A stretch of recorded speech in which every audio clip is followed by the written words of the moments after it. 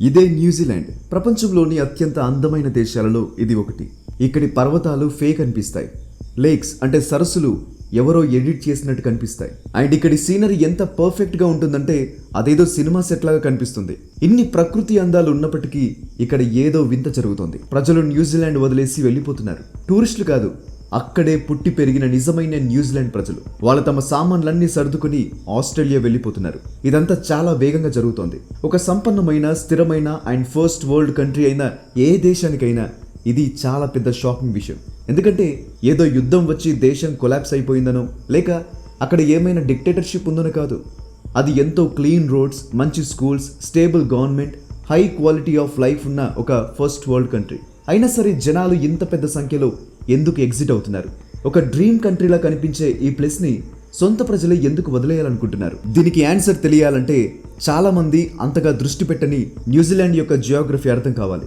New Zealand ప్రపంచంలోనే geographically isolated అంటే అత్యంత ఒంటరిగా ఉండే దేశాలలో ఒకటి. ఇది సౌత్ పెసిఫిక్ ఓషన్లో ఉంటుంది అండ్ ప్రపంచంలోని పెద్ద పెద్ద జనాభా కలిగిన నగరాలకు వేల కిలోమీటర్ల దూరంలో ఉంటుంది. ఒకవేళ మీరు యూరోప్, మిడిల్ ఈస్ట్ లేదా అమెరికాలో నివసించే వారైతే న్యూజిలాండ్ మీకు ఎంత దూరం ఉంటుందంటే మీకు అసలు ఇదొక నిజమైన ప్రదేశమేనా అనిపిస్తుంది. ఇదేదో వీడియో గేమ్లోని బోనస్ మ్యాప్ లాగా కనిపిస్తుంది. అండ్ దీని కారణంగానే అందరికీ న్యూజిలాండ్ చాలా స్పెషల్గా అనిపిస్తుంది. ఈ దూరం వల్లే అది ఎంతో ప్రశాంతంగా, ప్రపంచ గొడవలకు దూరంగా, సేఫ్గా అనిపిస్తుంది. ప్రపంచం యొక్క హంగామా ఇక్కడి వరకు చేరలేదు, కానీ ఇదే ఆ దేశానికి పెద్ద మైనస్ పాయింట్ అయింది. ఎందుకంటే ఇంత దూరం ఉండటం వల్ల అక్కడ ఒక పెద్ద మోడర్న్ ఎకానమీ లేదా ఆధునిక ఆర్థిక వ్యవస్థను బిల్డ్ చేయడం చాలా కష్టం. న్యూజిలాండ్ మొత్తం జనాభా కేవలం 53 లక్షలు.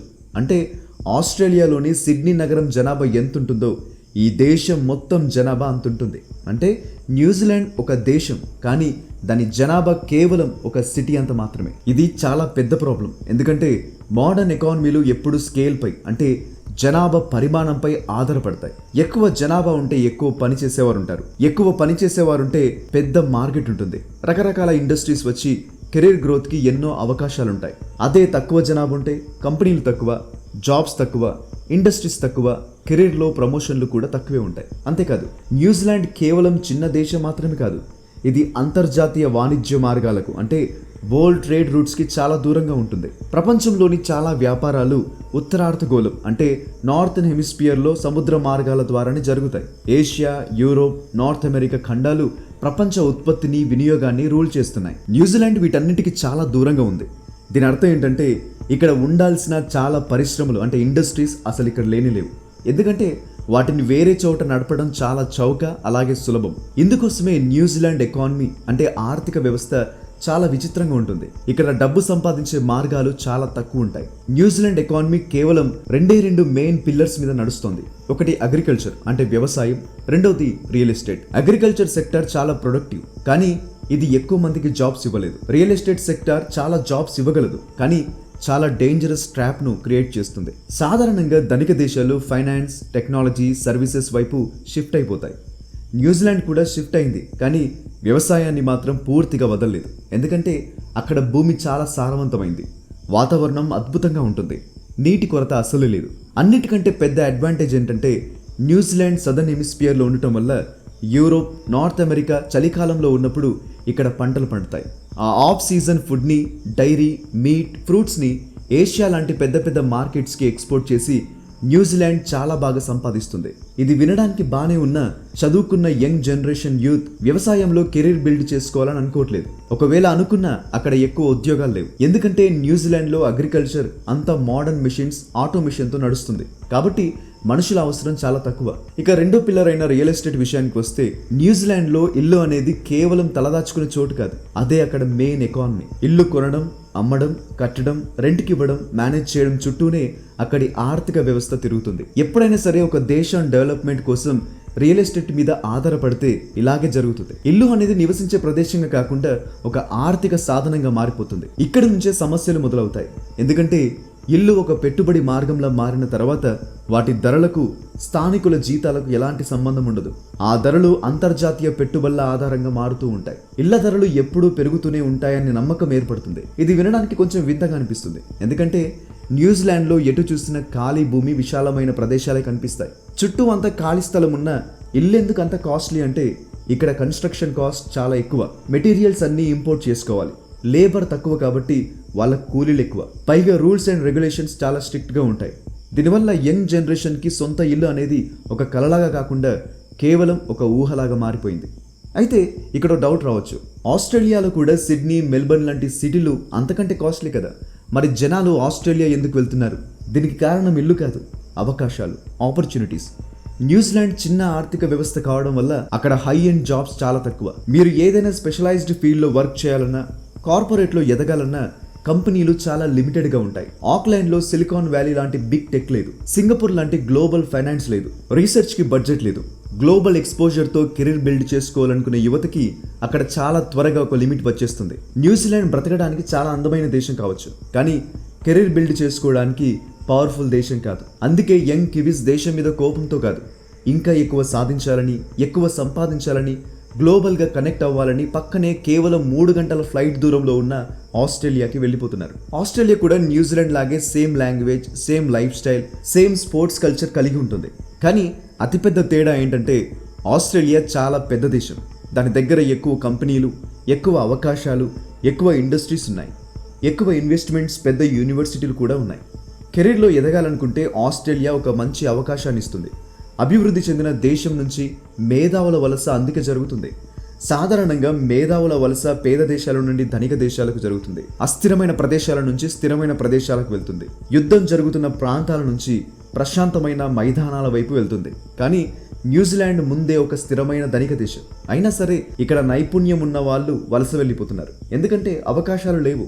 పైగా ఈ 2 దేశాల మధ్య మంచి రిలేషన్స్ వల్ల న్యూజిలాండ్ ప్రజలు ఎలాంటి వీసా ఇబ్బందులు లేకుండా, కొత్త లాంగ్వేజ్ నేర్చుకోవాల్సిన అవసరం లేకుండా ఈజీగా ఆస్ట్రేలియాలో సెటిల్ అయిపోతున్నారు. ఎప్పుడైతే దేశం వదిలి వెళ్ళడం ఇంత సులువు అవుతుందో ఎన్నో డ్రీమ్స్ అండ్ గోల్స్ తో ఉండే యంగ్ పీపుల్ వెళ్ళిపోవడానికి ఇష్టపడతారు. వెళ్ళిపోయే వాళ్ళు రిటైర్ అయిన వాళ్ళు, ఖాళీగా ఉన్న వాళ్ళు కాదు, 20 నుంచి 30 ఏళ్ల మధ్య ఉండి అప్పుడే గ్రాడ్యుయేట్ అయి దేశ భవిష్యత్తును మార్చగల యంగ్ ప్రొఫెషనల్స్, డాక్టర్స్, ఇంజనీర్స్. వీళ్ళు వెళ్ళిపోవడం వల్ల దేశానికి జరిగే నష్టం వెంటనే తెలియకపోయినా లాంగ్ రన్ లో దేశం తన మొమెంటమ్ ను కోల్పోతుంది. ఈ గ్యాప్ ని ఫిల్ చేయడానికి న్యూజిలాండ్ ఇమిగ్రేషన్ ని పెంచి వేరే దేశాల నుంచి జనాలను రప్పిస్తోంది. కొత్తగా వచ్చే వాళ్ళు లేబర్ షార్టేజ్ ని ఫిల్ చేస్తూ ఎకానమీని నడిపిస్తున్నారు. కానీ ఇక్కడే మరో ట్విస్ట్ ఉంది. న్యూజిలాండ్కి వచ్చే ఇమిగ్రెంట్స్ కూడా అక్కడ పిఆర్ వచ్చాక, స్టెబిలిటీ సాధించాక ఆస్ట్రేలియాకి వెళ్ళిపోతున్నారు. అంటే న్యూజిలాండ్ ఎంతో కష్టపడి జనాలను అట్రాక్ట్ చేస్తే ఆస్ట్రేలియా వాళ్ళని ఈజీగా లాగేసుకుంటుంది. ఎందుకంటే జీతాల విషయంలో కానీ, స్కేల్ విషయంలో కానీ ఆస్ట్రేలియాతో న్యూజిలాండ్ పోటీ పడలేదు. ఇదే సమయంలో ఆస్ట్రేలియా నుండి కూడా కొందరు న్యూజిలాండ్కి వస్తున్నారు.